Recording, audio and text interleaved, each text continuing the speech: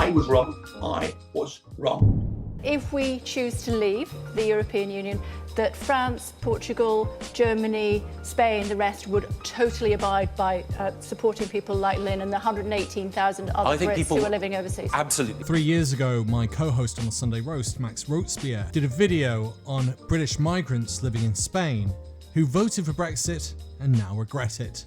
And Chinese state television have caught up with him 3 years later. So I'm going to take us on a journey through Spain and its history with Britain before and after Brexit. Oriella Costa, as they call it.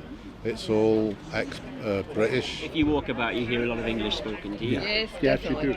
Yeah. Much more than Spanish. Orihuela Costa has been likened to a giant retirement village.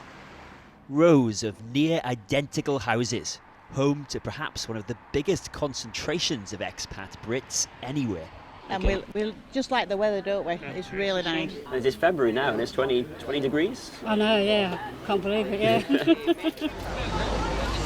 But dispositions here are not as sunny as they once were. I think you're starting to get the picture. A lot of Brits, whilst we're in the European Union, were going over to Spain because it's frankly gorgeous, great weather, and it was relatively cheap, but also full of British migrants.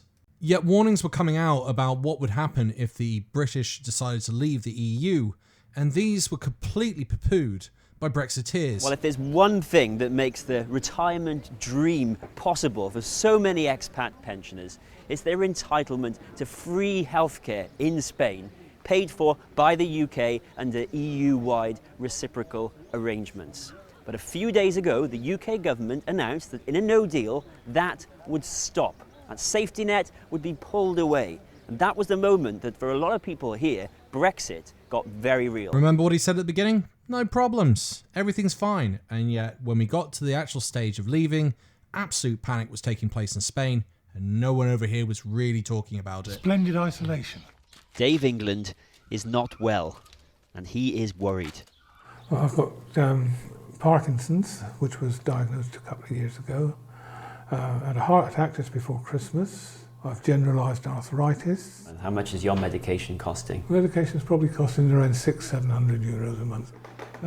So who will pay for Dave's care in a no-deal Brexit?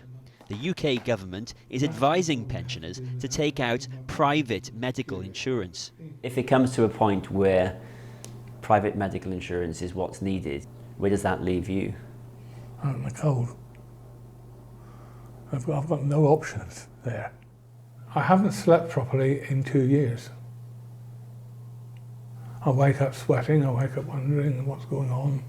I'm terrified. But remember, everything's fine with Brexit. Brexit's great, and Brexit has no wrong to it. That's what Michael Gove and all the others were saying, despite the fact they're having a mental and physical health impact on all those people living outside the UK. We travel 4 hours southwest to the Costa del Sol, where campaign groups now spring up faster than apartment blocks. How do you sum up the quality of the information that people here have, that expats have, about what is going to happen to them and their lives? You want that in one word? Zero. We have had little to no information, to be truthful. We feel totally abandoned here. We are over 300,000 Brits living in Spain alone. We just feel we're out of sight and out of mind. And here's the British ambassador to come to the rescue and allay everyone's worries. Why is it that you can't give people guarantees at this point about what happens in a no-deal situation to some fundamental things like healthcare, residency? Well, because essentially, in a no-deal scenario, it's for the Spanish government to explain how they would intend to protect the rights of British nationals here in Spain in that scenario. This is weeks away. One man stood up and said the government hasn't got a clue. He was cheered and applauded. Well, he was also clearly against Brexit as well. A classic Brexit trick. Ignore the facts and just go, he's against Brexit from the start, so he was always wrong.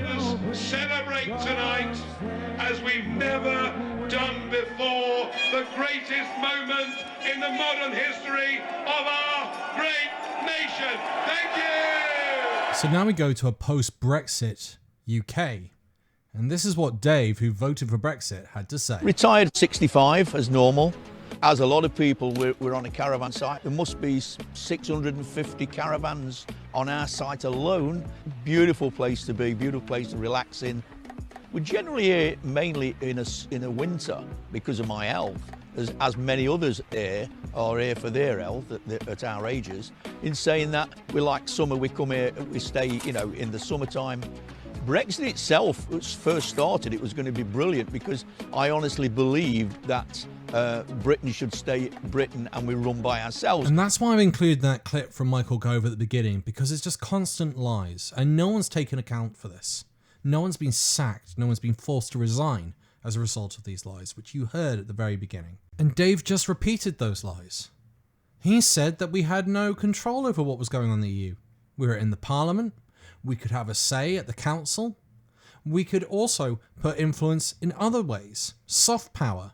And yet, this lie was just pushed on the public, and people like Dave voted against his own interest. Although I went home to vote to come out, and now would change my mind of what's happened.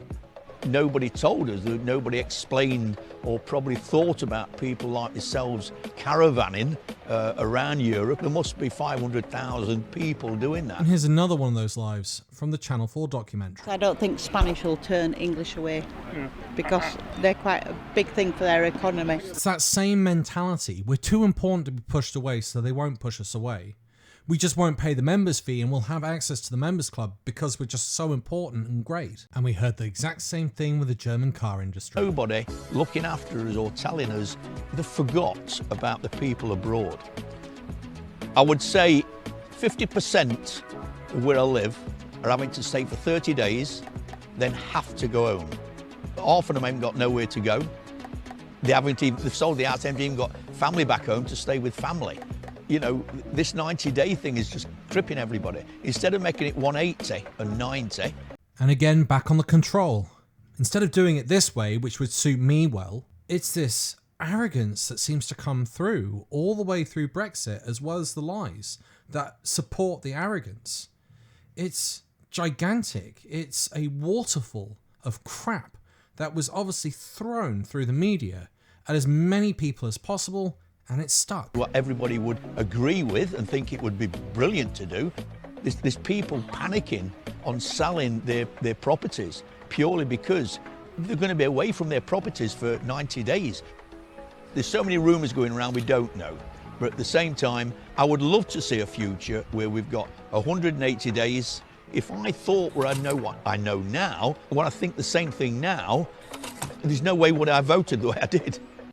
Because it's harming me and my future of what I want to do with what time we have left with me and my wife together in this sort of surrounding. And of course, if you were one of those people that was saying that this was going to happen, you were called someone who didn't support Brexit, didn't love your country, or you were just a fearmonger. Let's have a listen to what Dave has to say now in 2023. The 90 days now is very, very in and never get changed. And because of that, people like myself and people, for instance, they're selling the caravans for nothing because one, they've still got to pay £5,000 or £6,000 rent. They've still got to they've got to tax the car for a year. You don't forget, in £6,000, you're actually staying for now 6 months a year and not a year. So everything's doubled in price for pension. We are pensioners, and don't forget that. So the change for a pensioner is nothing. It's not worth coming. It is not worth buying. It's not worth spending. You might as well, like we are now. We are now going on holidays twice a year, as we used to do. So unfortunately, I was wrong. So nothing's changed. It's complete regret for the Brexit vote.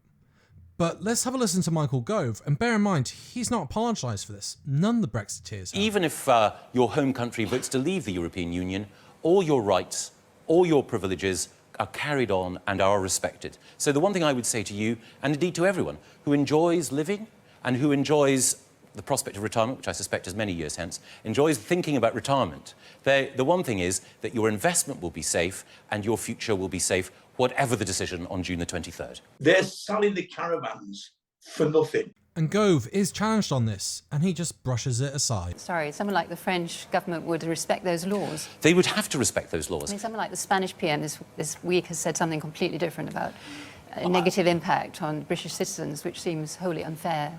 I agree that there are one or two foreign politicians who have tried to play the fear card in this debate, but it's perfectly clear the legal basis is that if you're ordinarily resident and you've got the legal right and title to a property in another European Union country, then that will be respected and you can enjoy your retirement there, and I hope have the opportunity to come back and see your children in this country, and they can enjoy sharing a holiday with you. And yet, as you've heard repeatedly, you've heard people say they can't do that, that it's now impossible to do that, that they're having to sell up.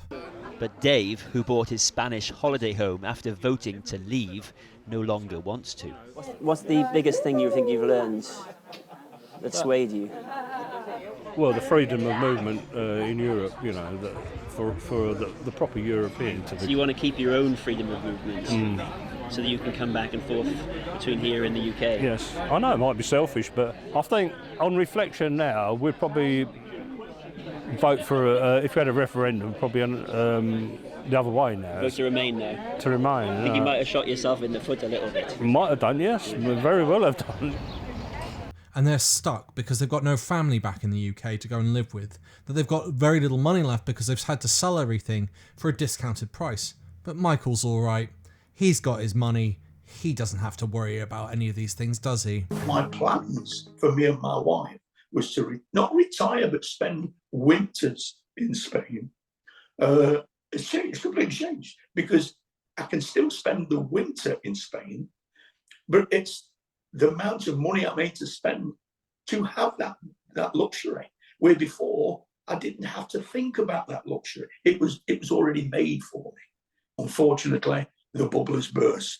There's so many people now selling up in Spain, pensioners who just cannot afford to live there, because the insurance alone for me to travel 90 days and back with my health, it's 2,300 insurance.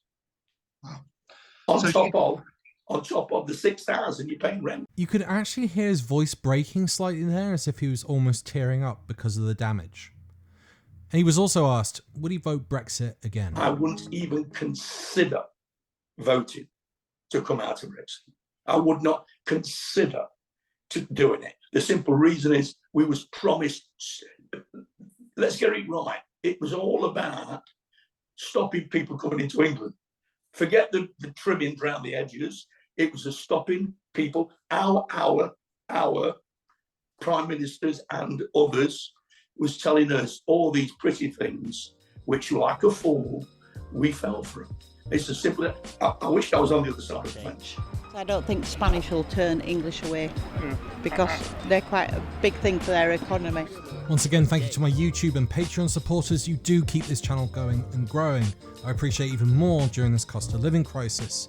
If you'd like to become one, please look at the link in the description. Otherwise, thank you very much for getting all the way to the end. And if you've gone this far, or if this is your second video, make sure you hit that like and subscribe button.